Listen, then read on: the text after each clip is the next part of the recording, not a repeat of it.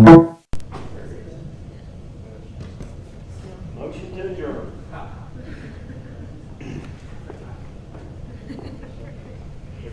Is it going? Okay. Sorry, everybody. Sorry to those of you listening online. We were having audio difficulties. I think we've got it fixed now.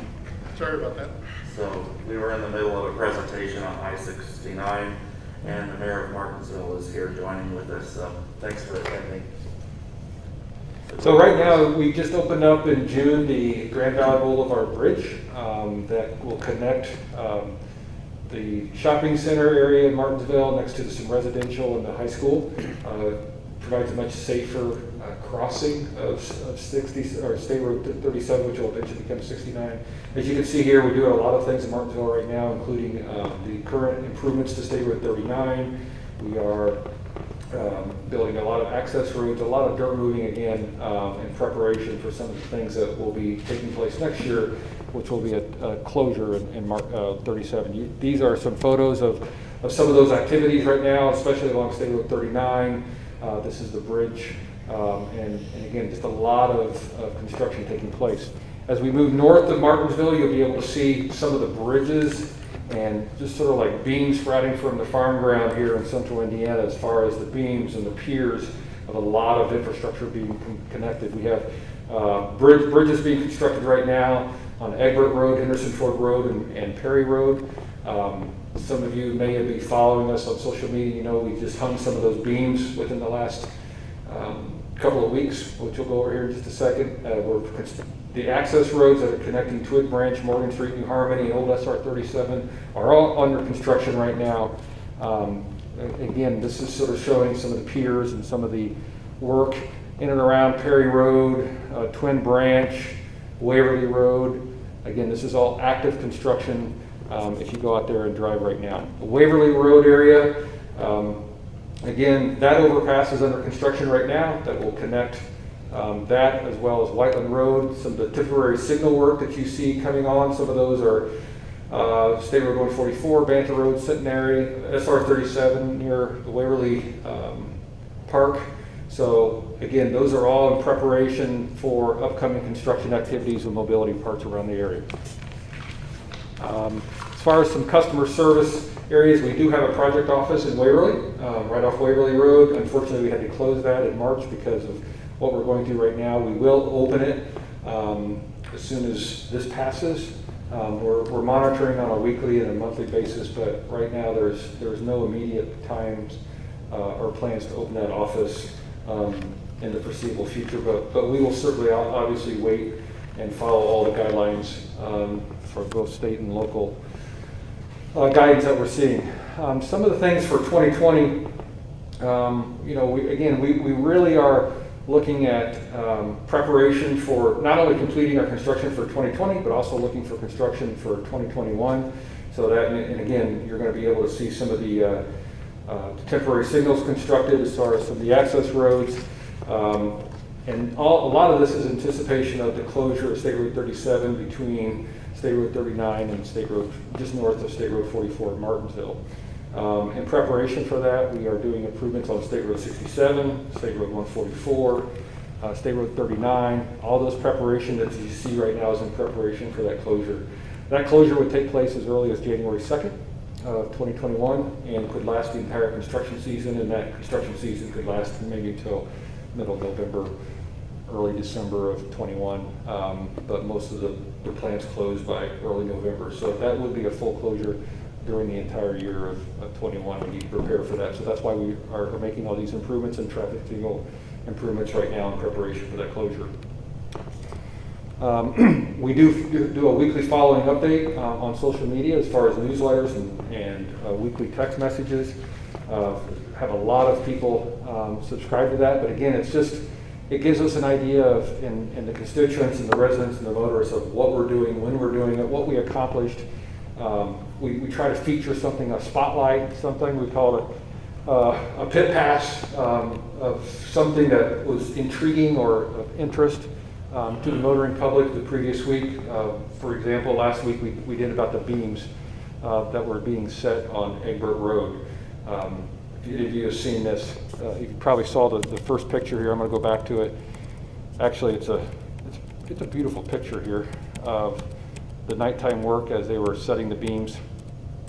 Right there it was, right on Egbert Road, just a couple of weeks ago. It was on a Wednesday and Thursday night, and they started placing about 10 or 11 o'clock at night, and it lasted till about 2 in the morning. But it was a beautiful sight for those folks that like to see highways sprouting and all the years of effort that has gone on. So, but other than that, you know, things are moving along. It's on schedule. You know, again, as far as what's happening in Morgan County, we have those 3 construction contracts. Those will be complete by the end of 2022. The Grand Valley Boulevard Bridge is complete. It's got a lot of positive feedback from the local constituents, both in the city of Martinsville and around the county about the safety improvements it's making. Again, the safety improvements along State Road 37, 67, 144, State Road 39 in preparation for the closure next year. There's a lot of activity going on in Morgan County and around this area as well. So right-of-way continues to progress, and again, like I mentioned, we are on schedule to award the contract for both the last 2 contracts on this in the 4th quarter. So that's the schedule we put out over a year ago, and we're still there's no indication that will be altered. So, but at this point in time, I know that was pretty quick. You have a long list, but I'm here to answer any questions, not only about the 69 project, the planning, sort of what we anticipate. So Brad and I are here to answer any questions you may have. I've got a couple. The social media on Facebook, is it this I-69 finish line? Yes, sir. Or is it just NDOT, or what Yeah, is it? that's a good point. No, it's i69finishline.com. So if you just go to i69finishline.com. So Facebook would be the same, Yes. I-69 finish line, Instagram or whatever else you've got would be the same. Okay. And then you can text 468-311 if you want to get the weekly text update. And again, we give active construction updates. If we have a lane restriction, if there's some type of things that would require some motorists to be aware of, we send that out on a routine basis as well. I think that's a good thing. It's pretty innovative. Yeah. Another question I had is a lot of people here are wondering about the bridge project that's here. Do you have any update for it? Yeah, I know it's not. Right. No, well, I don't want to put you on the spot. No, that's the bridge project is active. It's scheduled to be complete by the end of the year, and so it's on time to be done with that. And that's about, you know, I know they're actively working on it. I know, again, that's another preparation work for some of the closure work that'll happen next year. But it is on schedule to be completed this year. Okay. And then lastly, our media guys over there with the Batman, you may want a copy of this if you've got an extra one. Sure, will do. Okay. Anybody else have any questions? In 17, he came to the town and said, hey, we're gonna redo 42 bridge to bridge. This came along, the accelerated part came along afterwards. 4 years ago, we had no inkling or idea that you were going to close one of our main east-west thoroughfares at the same time that you quadruple, or I don't know how much, the traffic along our north-south corridor. Has there been any contemplation of how we're going to control the traffic? Are we going to, you know, it was originally going to take High Street or 42 down to Bedrock. I don't know if that's still part of the plans. I know that they kind of lightened up on those and maybe be able to go through there, but that's going to put a pretty big jam on the town of Mooresville. Okay.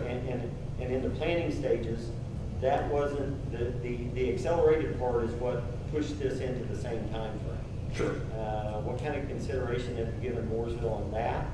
And then I know there's probably not an official, or maybe the official detour is your state roads, but we all know a little bit better than that. Is there going to be any way that we can document the kind, quality, and consistency of our roads here in the town of Mooresville to be able to come back and ask for any kind of retribution or anything to fix the roads that we see damaged from what traffic does go through Mooresville?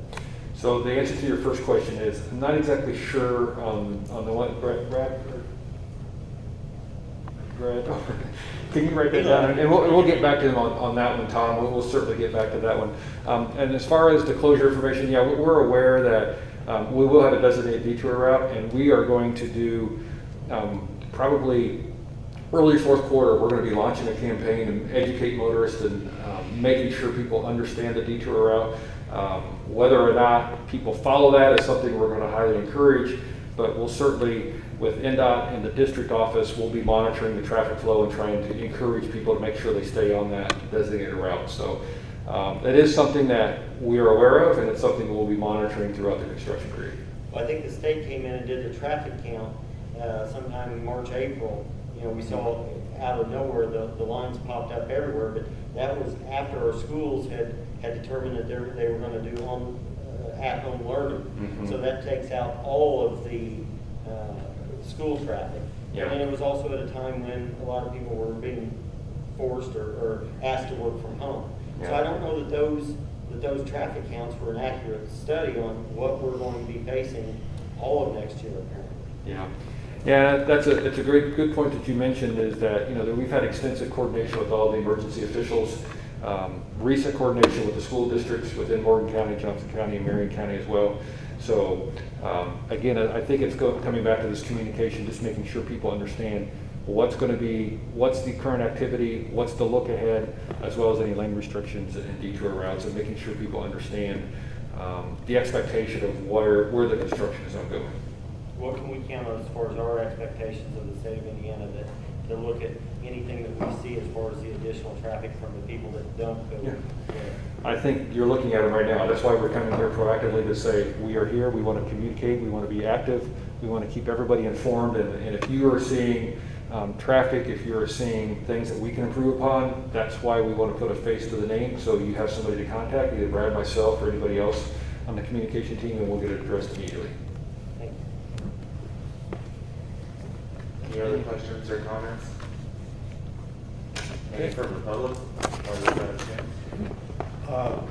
Since the construction you're doing with 4267 and the area north of Annapolis for the detour is in 3 different state highway districts, who is going to be the coordinating agency for putting all this together? Like Tommy talked about the 42 bridge, the construction there at White Lake Creek where they're putting it in, and the construction north of there up toward Annapolis. You've got, I believe, Seymour, Crawfordsville, and Greenfield districts. Mm-hmm. Who's going to be in charge of all of that, or coordinating it, or is the town going to go through each one of those districts?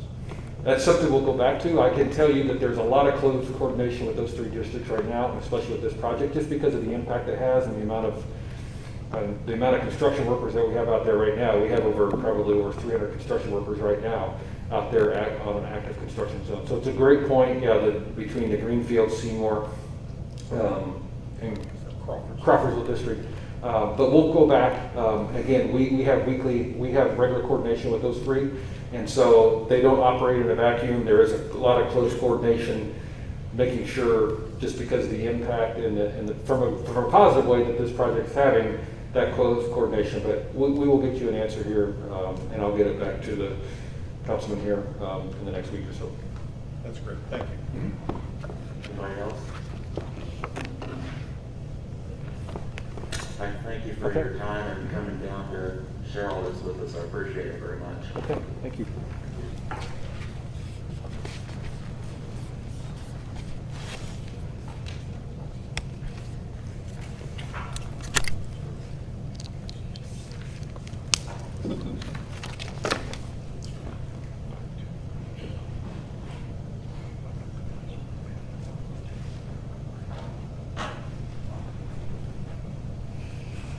There should be wipes there. Thank you. Okay, so we'll jump back to unfinished business, and item A is the refuse bid. So I'm just still waiting for the itemized list from Mr. Swan's attorney, who I've been in contact with regarding this, for what he claims is the amount that he is out in regards to starting the project, and then I'll bring that to the council's for consideration. But I think they are ready to move forward with the second. So how do we award that? Do we put it on the next agenda? And award it or how do we? Well, what I would want to do is if there's a contract for review, have that so that I could make sure that we have all the information in it that needs to be in it. And then I can present it to the council for approval of the contract at that point. So it'll be on our next agenda? That way. Okay. Any comments or questions on that? Sounds straightforward. Okay. Next item on the agenda, vacate alley. This is Mr. Holloway from Holloway Engineering. Thank you, Mr. President. I have a handout for you to clarify what we're doing better than last meeting. Do you have a spare one of those? Maybe two, maybe a little.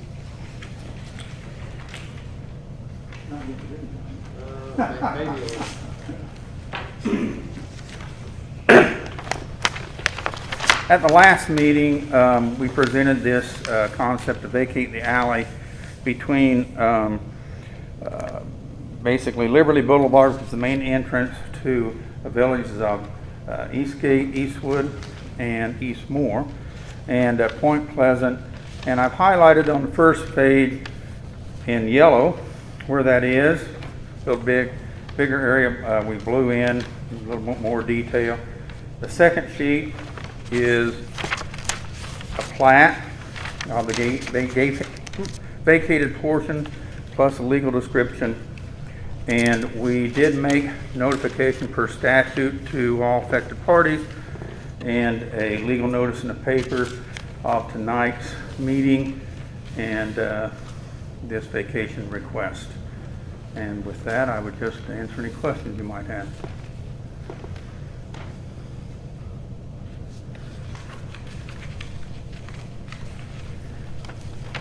Do we have questions? That's my question at the last meeting was, because the town's not gonna take these alleys in, say that no more, are they ours? As far as ownership of the land goes, they're dedicated to the town. So the answer is yes. You haven't maintained them because there's nothing to maintain. Quite frankly, you probably never will, but all the public ways, alleys, streets were dedicated to the town, which is why we're here asking for vacation. Because if you go to the plat of the subdivision, it shows the streets and everything today, currently in Arvin Hopkins' name, but they are dedicated to the town. So at some point, what would happen is there would actually be a deed of conveyance from Hopkins to the town. Now, maybe we've got the cart before the horse, but we're sort of in the quandary of how to do that because they are dedicated by the plat to the public, to the town. But during the planning portion of this, during the approval of the zone,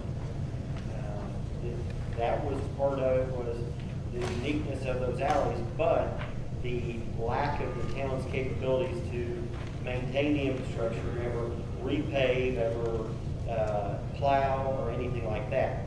So that's why, and you keep saying that he's gonna deed those over.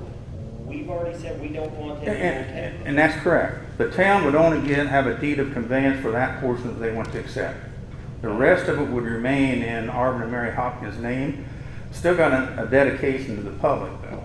So how that would be treated in the future is whether he conveys that to the adjoining property owners, we vacate and then convey, but the town doesn't have to accept anything the town doesn't want to accept.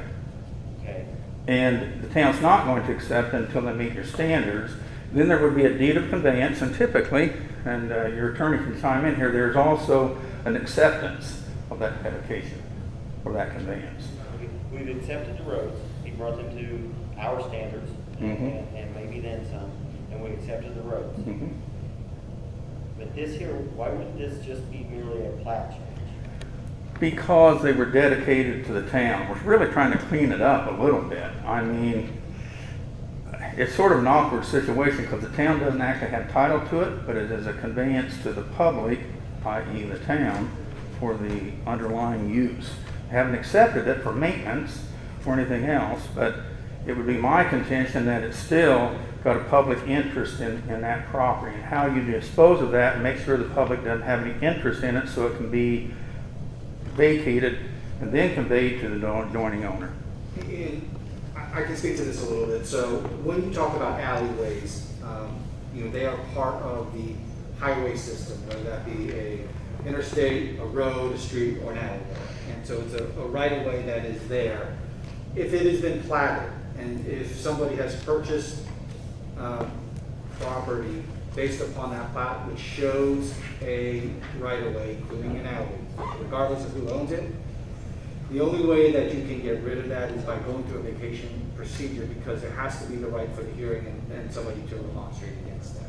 So somebody of this plat could have come in based upon the advertising, that's why you had to have it advertised, to come in and say, no, I object to the vacation of that alleyway, I purchased this property because that was on the plat, and at that point, we probably would not be able to vacate that alleyway. And so because it is a dedication to a right-of-way or a passageway that is going to go away now, when we vacate it, then the public has no access to that strip of land. Okay. And the statute actually addresses various things of whether it's improved or unimproved and all kinds of things, but we cannot replat that alley into the lot that's adjoining it without vacation. And he said it much better than I ever could. So does it go back to Art and Mary Hopkins, or does it go to that property owner, or does it split down the middle like we've done in the past? Statutorily, it's supposed to be split. However, I believe Arvin and Mary would convey it to the adjoining property owner to the south. But that's not our concern? No. Okay. So then is this a public hearing? So it's essentially a public hearing, so it's the right for anybody to come up and remonstrate against the vacation of the alleyway. And with that, I'll sit down. I need to, do I need a motion to open the public hearing, or can I just open it? I think Or just you just do it? it's technically open. I think you can ask for any public comment regarding the vacation of the alleyway. Okay, so we have the open hearing to remonstrate on this alleyway. Is there anybody from the public that would like to speak?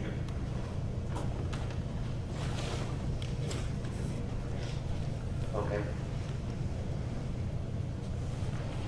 I'm Steve Buchanan, and I own all the property that adjoins that section of alley. So that is my home. I own the lot next to it and all the lots across the alley. So I certainly do not want that little strip of alley in there. There's trees planted in there. It's never been there. So just so you know, it's of no benefit. It's a 90-degree turn of 20 foot wide. So I don't think anybody could make the turn if they wanted to. Well, I bet the garbage trucks could try. Well, yeah, you're probably right there. Anyway, I am the homeowner for there, and I own all the adjoining property, So so. what's your address then? It's 298 North Point Pleasant. And so you own these? Correct, I own that, and we are in the process of transferring those two to me also from Arvin. So that was never put in. 15 years ago when these streets were put in, it was never put in. So I told Arvin we need to clean this up. So he said, get rid of it and just add it to my lot, which will make my lot match that. So what you're saying is you're for the vacation? Absolutely. Okay. One final comment I might make is that we went overkill on the notification besides the paper. We notified everybody that would have had been notified for a replat, what we're going to come up next, even though statutorily I think a lot of them really aren't affected parties, but better safe than sorry. I have a question for you. Sure. So, what is the name of the street? So we have Liberty Boulevard and Paul Revere Drive. Yes. What is the street name? The alley does not have a name. So this alleyway does not have a name? That's correct. So, okay, I need to go put my eyes on that, just to see what sort of access we have as a fire department. Obviously nothing right now, I mean, you can still get to the cul-de-sac on Point Pleasant Court here.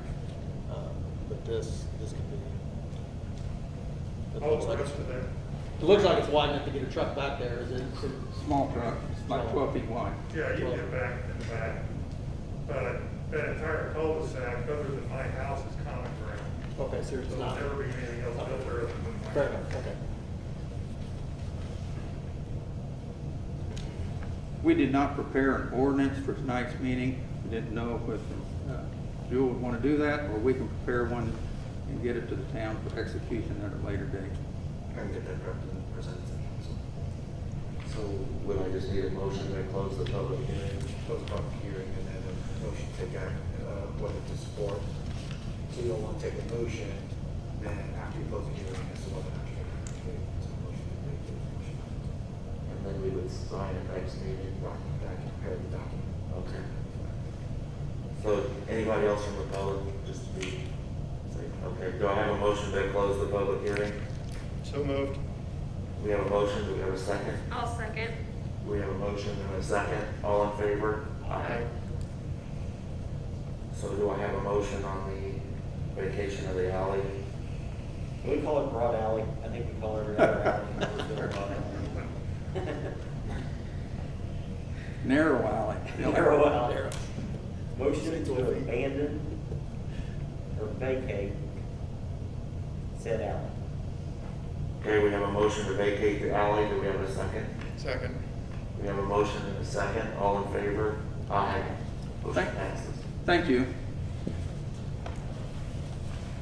And Jewel, you're gonna, I'll get you document next week. he's gonna prepare the ordinance. Thank you. Thank you.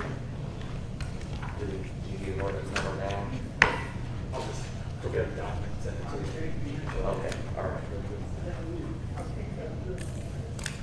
Next item on the agenda is new business, and so this is Diane Dorkamp from the Mooresville Public Library. And this would be regarding the Steve Oshman conflict of interest disclosure statement. Did you bring jackets for us? You could use one, can't you?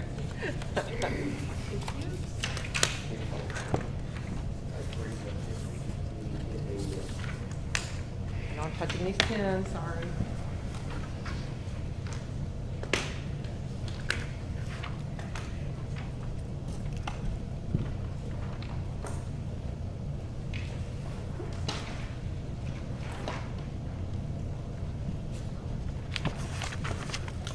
Good evening, ladies and gentlemen of the Town Council. I'm Diane Herkamp, the Director of the Mooresville Public Library, and with me this evening is Steve Oshman. He is your appointee to the Mooresville Public Library. He's also our Board President and the CEO of Telemagine. So I want to thank you, first of all, for your leadership and your commitment to the residents of Mooresville to provide a better quality of life, outstanding amenities, opportunities, and transparency. We have a mission that we share. I'd like to quote Andrew Carnegie real quick because he amassed his fortune in the steel industry, but he said, or he funded public libraries in towns and cities because he believed that public libraries were the people's universities and that he generally supported the betterment of the democratic society. So thank you again for welcoming us tonight. I could easily consume this entire meeting to endorse the library and the importance of it, but I'm not going to do that. I would be happy to come back and give you a state of the library later. We're in great shape, but we do have two things on your agenda, and the first one, as you said, is the conflict of interest disclosure, and I think that you received a packet that we interviewed or took quotes for 3 different vendors for our update of our security surveillance equipment. We have a board committee that reviews those. They were not identified other than vendor A, B, and C. My IT director drilled them to make sure that we were speccing out the same thing. After reviewing, the committee then made a proposal to our board to award the contract to Telemagine. With that said, Steve is the CEO of Telemagine, and so therefore we need to have this conflict of interest signed by his appointing body and then turned into the state to show that we've done our due diligence to make sure that we are getting the best price, the best equipment, et cetera, et cetera. So if you want to copy of our rubrics of how we determined that, I'd be happy to share that as well. Steve, is there anything you want to add? No, that sounds good. Any questions from the council? You wouldn't have to sign that if you donated. This form is only, is it just you that signs? Or is it, do each member of the council signs? No, I It's just be approved. I think you just need to have, what we want is your name and release, and then maybe some of the vice president and the clerk treasurer that attest to it. The issue that you're gonna have is, you're gonna want, technically, you're gonna want to upload this almost immediately. Yes. Upon execution here, because I think you're at the 15 day. Correct. So, to the state board of accounts. So when you have the state conflict of interest statement, once the action is taken, you have 15 days to get approval and a waiver by the appointing body, and then also, then they have to upload it to state board of accounts, so they have it there, and then file it with the clerk of the court. Also, imagine, we file that tomorrow. Okay. Just- So it takes council vote though. Do we have questions from the council? Or a motion? Is it something, I thought they were just notifying us. Is it something we have to approve or accept? It is, so you have, since you are the appointing authority of the individual that has a conflict, you have to approve this form that has been provided to you, and then that you waive any concern about the conflict as well. And once that's done, then it can be filed.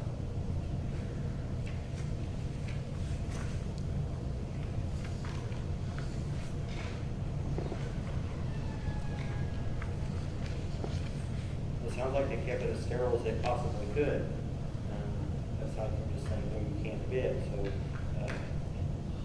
we motion to accept the uniform conflict of interest disclosure statement. Okay, we have a motion. Do we have a second? I'll second. We have a motion and a second. All in favor? Aye. Motion passes. Do you want, we just need to sign or have Jessica sign it as well?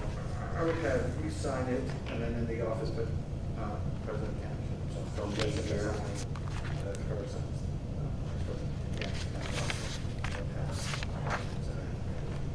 Okay, then I'll start. I think that would put you above the. Thank you.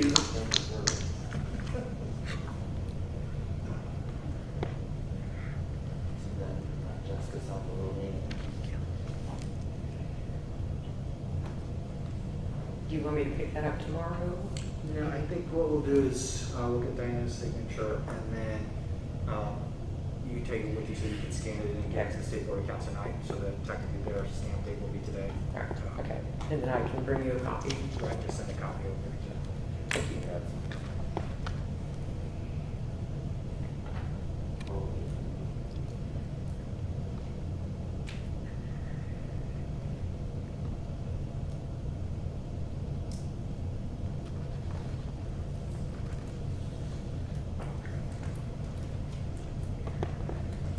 Thank you. Okay, so then we'll let you continue then, for the declaration of the fiscal body documents. Thank you. So again, some new legislation came out that clarified who our fiscal body is in this Senate Bill 410. And so this evening I am asking, our board did make a motion on that. We reviewed the ADs, the parcels, and it was determined that the town council would be the fiscal body if we go over our cap. I will say that since I've been the director since 2004, we have kept within our spending. We've never asked for going over that cap. Can't guarantee that we won't, but that's our plan. So if we were, you would be the governing body that we'd have to come to ask your permission before going to the State Board of Accounts. So on behalf of the board, we are asking you to be our fiscal body for our annual budgets. Well, I think we've been wanting to do that for a long time. How much levy can you give up? Yeah. That's a state statute. I don't know know that they just appointed, I don't know that we accepted or. There's an acknowledgement where you have to say, yes, we accept the duties of operating as the fiscal review body. Yes, so moved. Okay, so. Be nice. That was for real, correct? We have a motion and a second. Do we have a second? Second. We have a motion and a second. All in favor? Aye. I didn't hear Tom's vote. I made the motion. Opposed. Your signature. Diane, you said some kind words to us, but You'll sign there. I think I would speak on everybody that goes to the library. Thank you. We are lucky to have you. Thank you. Take a lot of pride in our local library. It's the 108th year. How long you been? I was going to say, how long has Steve been there? We have plaques on there that show how long their appointment is, and he keeps going, 2031, 2031. 16 years. All right. So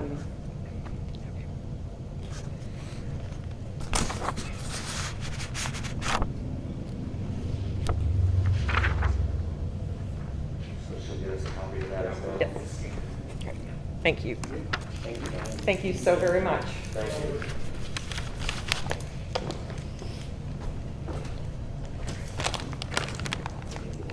Next item on the agenda is the tornado siren potential purchase. I just wanted No, that was the conference.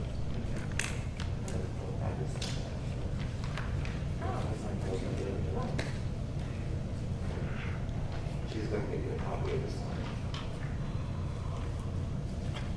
So, Chief or Steve, whichever. Steve, okay. Vote.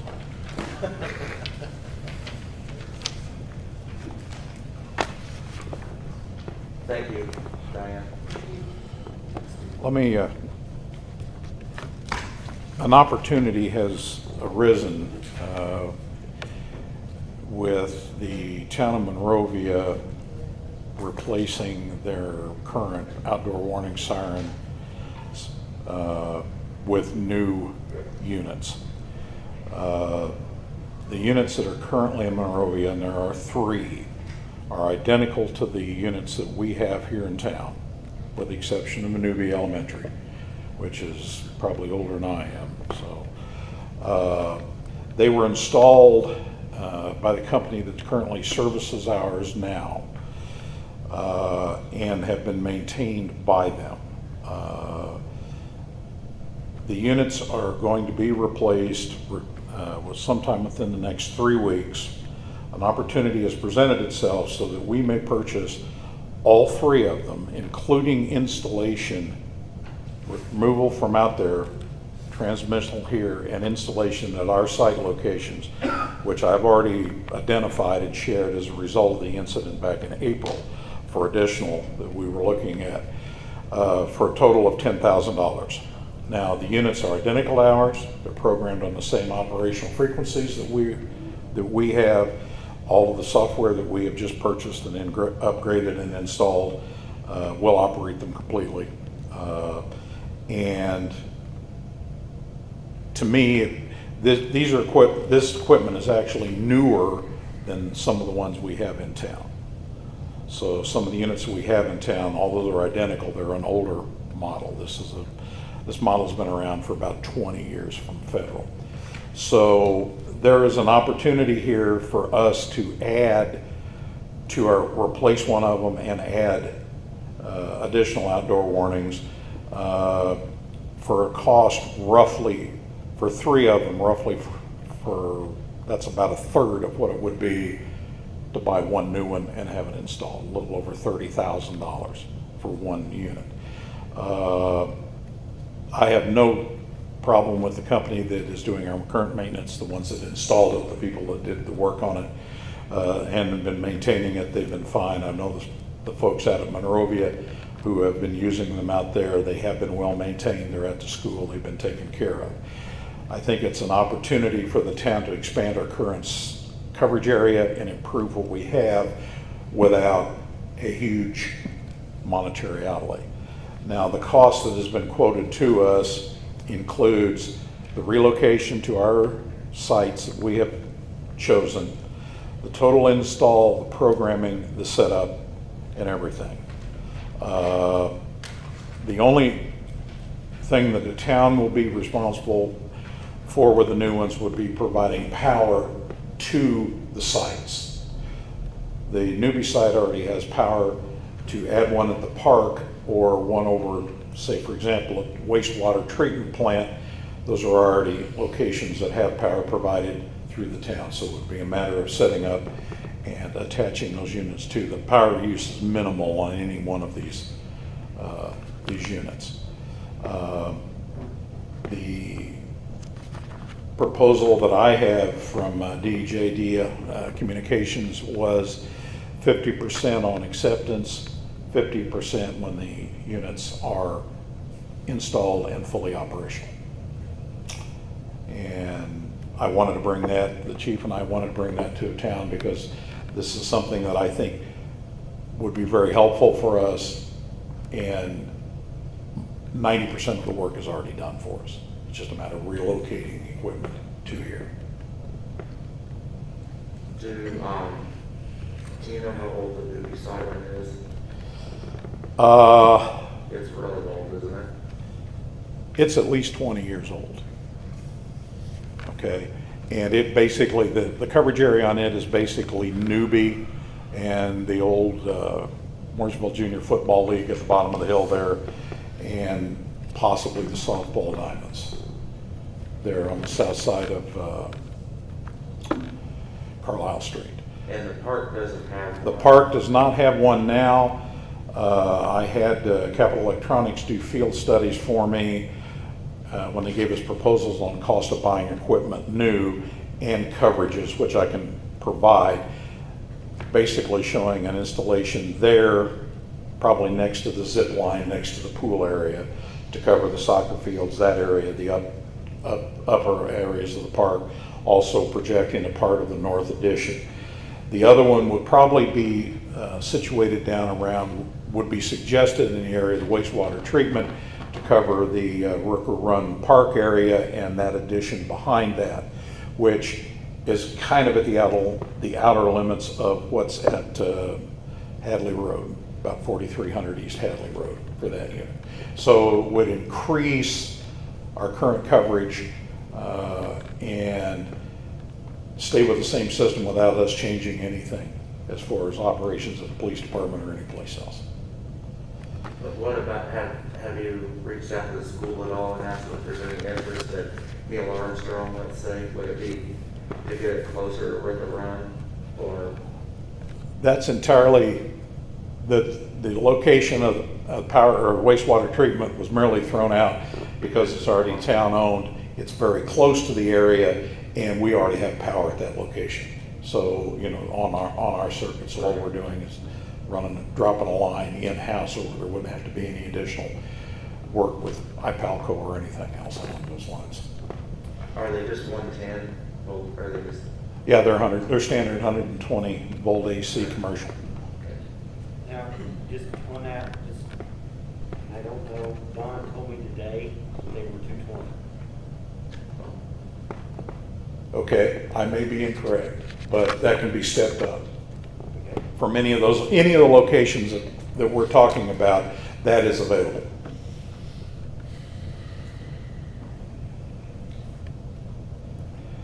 So I wanted to present this to the board and the town, and I think this presents an opportunity for us to move forward and expand what we have with a very reliable individual and reliable group with equipment we know is working and functional, and again at the third of the cost it would cost us otherwise. I had a lot of people complain to me when we did our last test that they couldn't hear it in River and they couldn't hear it in the North Addition. Well, based on my FEMA studies and the documents from Capital Electronics, this will eliminate both of those I'm issues. surprised there isn't one in the park. That's That- surprising. Because of the number of people, I mean, there could be hundreds of people outside. Yeah. Well, and the other issue with the park has been, you've got chemicals there. And the ability to activate in the park at that site only for potential chemical leaks. If the pool's open in the summertime, a single site activation for thunderstorms within so many miles that are required to empty the area could be done. That, you know, that would give us something there. And honestly, where you're talking about putting it up on the hill there by the zip line, that covers that entire area because it's sitting up higher. And it's gonna project further, there's not a lot of the For tree sure. lines. And that'll certainly help that neighborhood that's west of Yeah. that. So, Any more comments or questions from the council? Any from the public on this subject?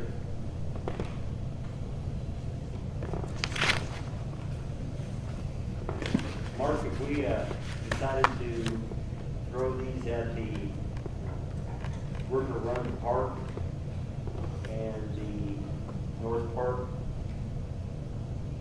would the park board entertain an idea out of their non-reverting capital? You have my support.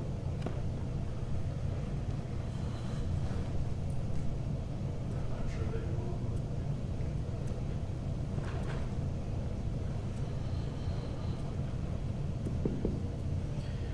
Can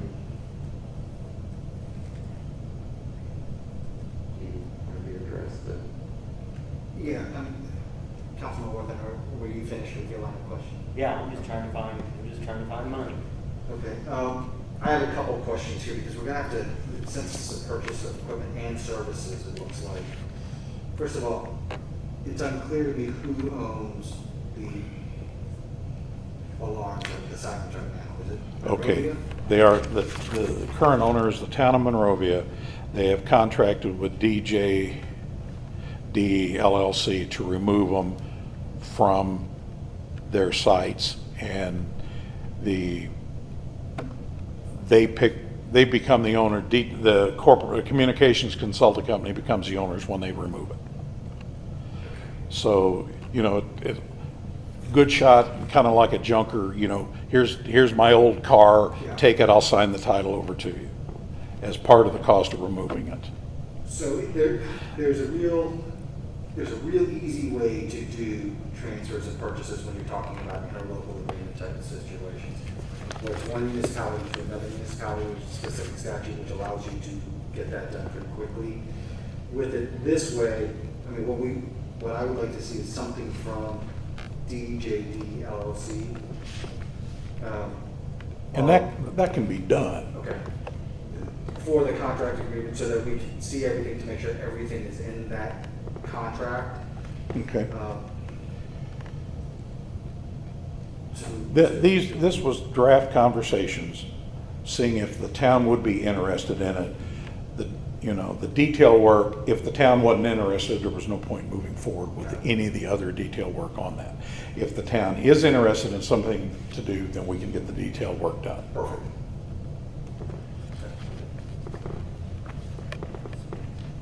Will they take an old Explorer on trade? Will they what, Tom? Take an old Explorer on trade, black and white? Oh, I'm sure, they'll, you know. Barter and exchange is becoming the new thing today. 2 bushels of corn and a bale of hay for.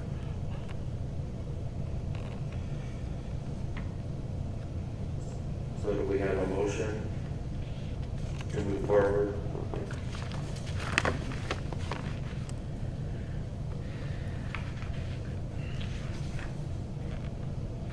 We have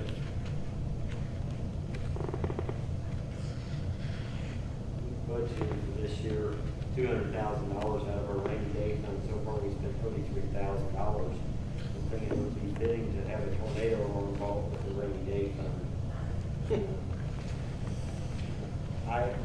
As long as legal counsel can make it happen, can work with this company, a motion would be for him to be able to have direct communications with them. And if it will work to purchase these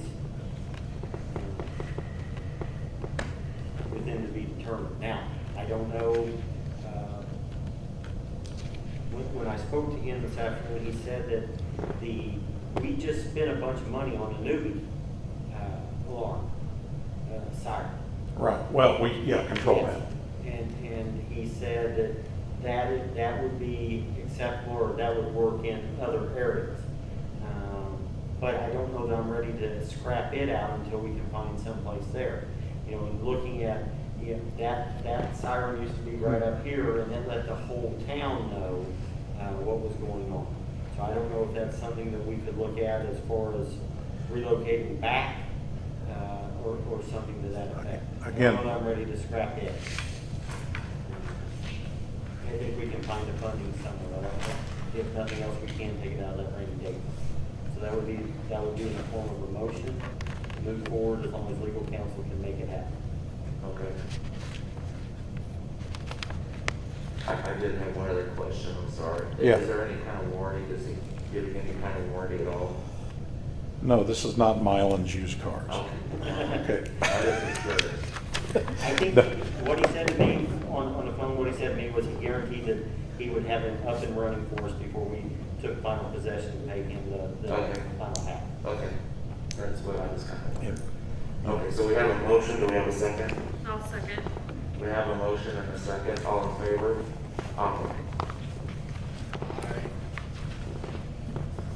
Oh, I still, Can I- the county. Yeah, do you have a card or something? I know, yeah. Okay. Yeah, he's the contact, and if you just want to call him or email him, I'll let him know that's going to occur. Okay. Thank you. Thank you. Thank you for the working on that, both of you. No problem. Steve did all the legwork.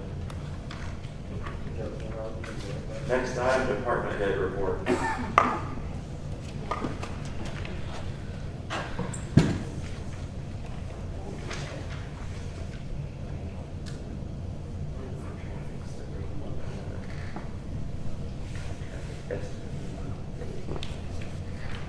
Go ahead, sir. The baby box is all done and installed. We've been in the last 7 days of test modes. Tomorrow will be the last day. I extended it out one more day with talking with the chief of police to basically start documenting it through our CAD system, so that way we have more documentation other than just a piece of paper from our guys documenting it. We have training scheduled for the 21st of August. Everything goes well, we should be up and running by September 1st, if not sooner. So, other than that, I have nothing further. Thank you. Next.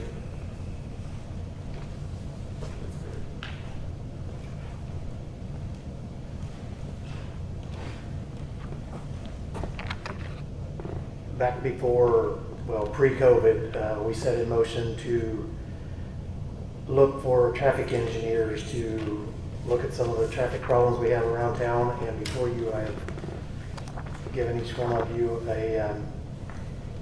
an agreement with traffic engineering by Chet Squarcan.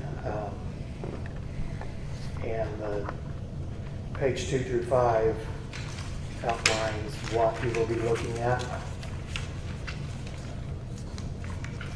Should have also got this in your email 2 weeks ago.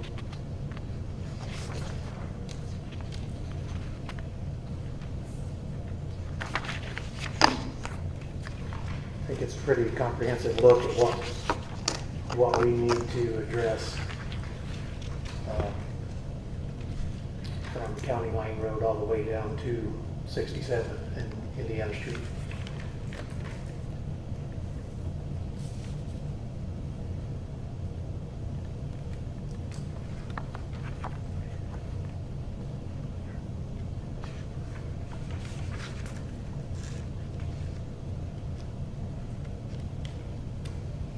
So with that, I'll take any questions.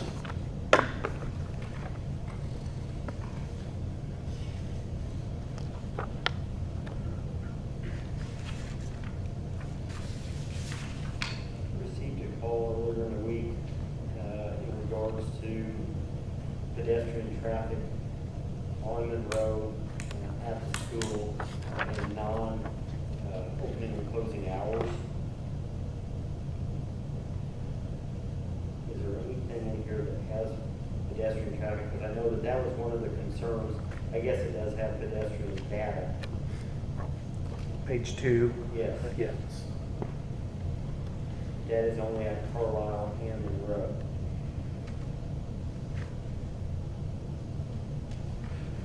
This was a question from someone that may have handicaps to be able to get. She called me as well.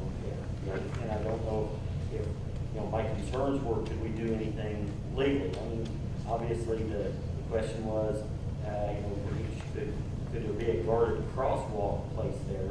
But I don't know if the merits would be, as far as stopping traffic, if we had a rear end collision or something like that, if we would be held liable at that, if it doesn't meet the merits for something else.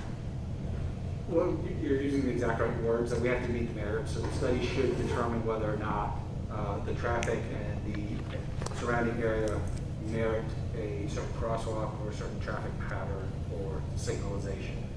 And so as long as you follow that, which is supposed to follow the NUTCD, or whatever that thing is. Yeah, National Traffic Safety Board. Yeah.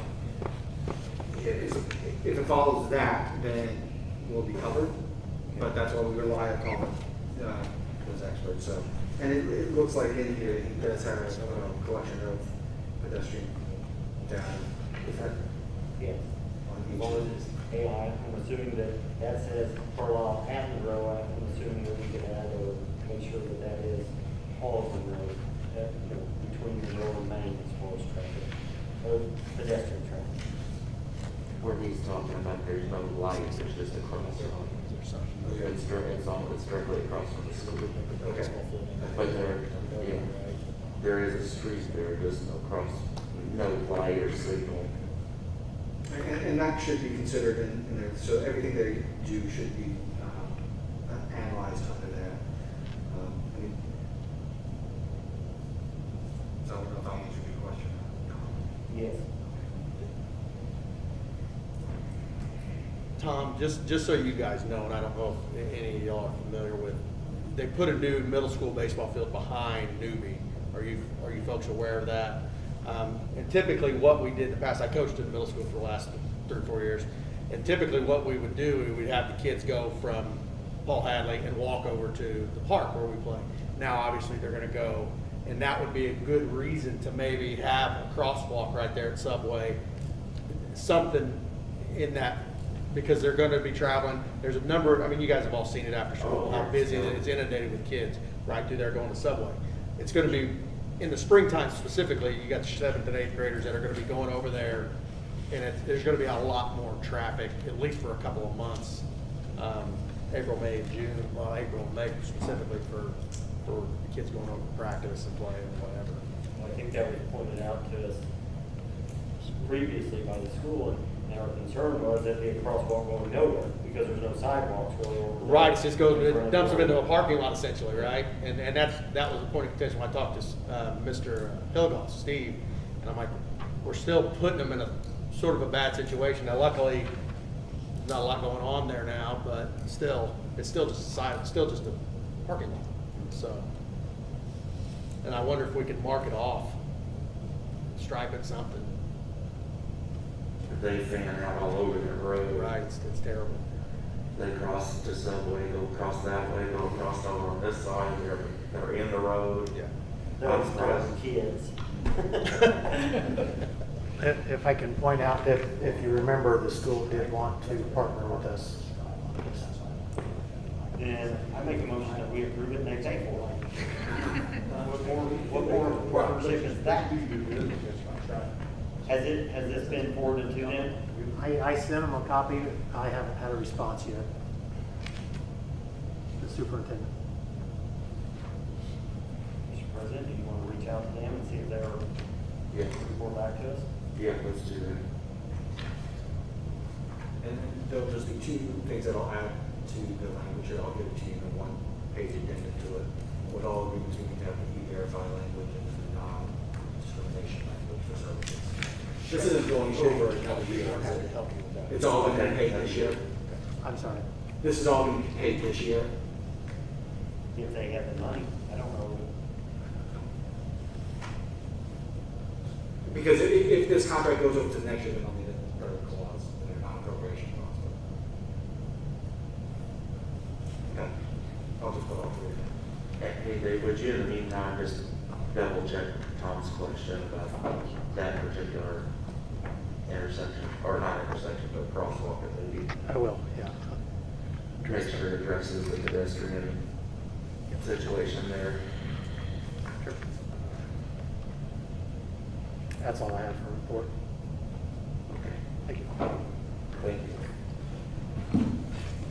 I'll just comment a little bit on the traffic, because I know we've had a lot of traffic on Indiana Street because of school being in session, and we've been trying to address that with the school. The problem is the parents are not following the instructions that the school has handed out because they're trying to get in line to drop off early, and it's backing up traffic on Indiana Street. There's nowhere for us to direct that traffic because they're all wanting to get into that one little area, but that should be alleviated within the next couple of weeks. The parking lot, I guess that would be between the Northwood lot and the North High School lot, should be available, and they're going to start, I guess, some sort of a line where when all those parents get in there, there'll be more room for them to drop off and I guess set there a little bit prior to school letting them in, because they're not letting them in because they can't let them congregate. So they're letting them in right when, hey, you just got to go straight to your class. It's basically what they're doing. On other things, Steve hit on all the stuff about the potential purchase of new sirens. We've got all of our other sirens ready to go for where we're going to do the weekly silent test, and then the last Friday of the month at 11 o'clock, we'll start the new audible test every month. And we'll start that on the 28th, should be the Friday. And then once we get the new server in and everything integrated, we will try to get the automatic activation from the National Weather Service. That will be put in play at that time. I will have an SLP for you by the next meeting for our current way we're going to do the sirens. Any questions on that? So August 28th at 11? Yes. At 11 a.m. Correct. will be the first scheduled test. And we will advertise that. reoccurring. We'll advertise that all next week, that's going to start happening. That way people won't be surprised when it does happen, Okay. even though we'll still get calls. Right, can you help us with that too, Lance? So people, wherever we can put it, whatever. On the hiring process, our two guys now are currently at ILEA. We're down to 2 candidates on our list. We have 3 openings. Hopefully we're going to get one good one out of that. I don't know. We're still doing the background phase right now. 2 of the people off of that list got poached from other agencies. We're going to be starting a new process because we know we're going to have at least 1 opening available. I can go over the July stats here real quick. For July, we had 229 incident reports. We had 35 arrests, 73 citations, 147 warnings, 2,225 CAD calls, 18 accident reports. 12 of those were property damage. 2 of those were public personal injury. We had 4 hit and runs. Overtime was 159.5 hours, comp time 143, and total mileage is 17,666 miles. Any questions? I have a comment. Uh-huh. When was that last week that the gentleman came in and tried to bait? Was that Friday? No, it was Thursday. Was it Thursday? Because I was down there. Okay. You were down here? We had an RDC meeting at the. Oh, yes. At the park, and I was actually gonna say that, I received several great comments saying, the restraint that was showed, much appreciated in this day and age, even though I imagine we all received some goofy emails. We had a lot of intel on these guys prior to it. They've been hitting the donut counties, Right. and they've been hitting IMPD hard. So we were prepared for them, and Brock was extensively. Officer Chipman, he was very prepared for them, so he knew their rhetoric or what they're trying to do, which is basically bait us. But Yeah, and for the public, there's always multiple sides to every story, but you see one side, but then you see multiple angles. You don't necessarily get the full picture. they're painting their picture on their side, whereas. They have a message to share. Exactly. And if you noticed, we had several civilians that located themselves around that were armed there to assist. I think they felt they were suspicious too, so we had a lot of, they actually blocked a couple of the streets for us too, the citizens did. Well, I think you did a great job, and I condemn what that person did. I thought it was very malicious, and I think it should be against the law. It's scaring people like that. It's unnecessary. Well, I appreciate your compliments on the officers. I thought they did a good job too. They did. Anything else? I'm going to ask one more question. If you don't think I should and you don't want to answer, don't do it. But we had a rash of break-ins this past Sunday, I guess Saturday into Sunday. We have leads. I will give you that much. Is there anything you need from us to help step up? No, we've got what we need to follow that trail. I don't need About to the, fall out the chair. I'll sit down. now, crime doesn't pay in Mooresville. Sorry. We're not like other communities where it pays. Right, Jewel?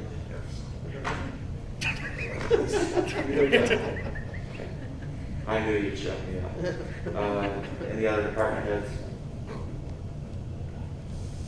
Next item is legal. We are moving forward on the phase 1 sewage project. We've had some discussions with some of the property owners. One specifically being Norman Hopkins. I got on a call with him and Kent Elliott. He expressed his concerns regarding certain things, and so Kent is putting together a kind of report as to what Arvin would like to see out there.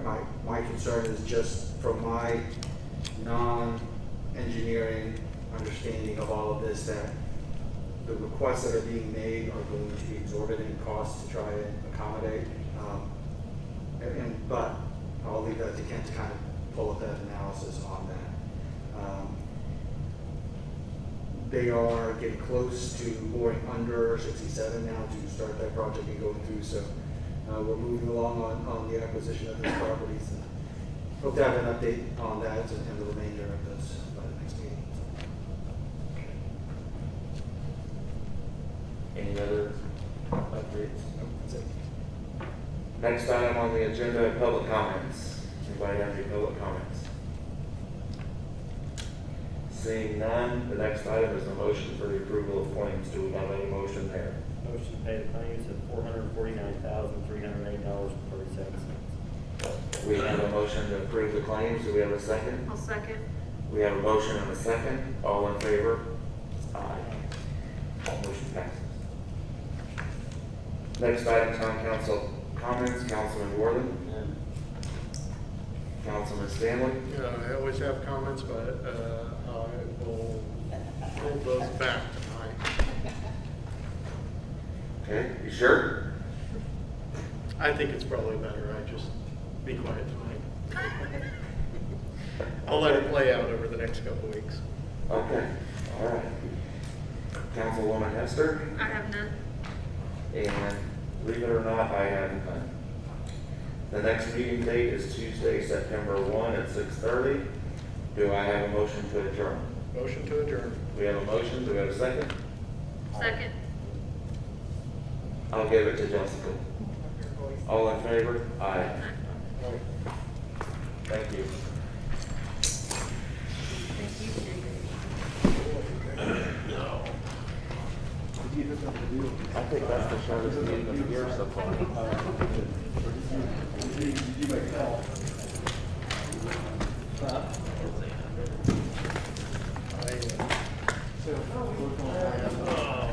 Yeah, nice work. Those guys, they did a bang up job. They're really good. I just hope they think it was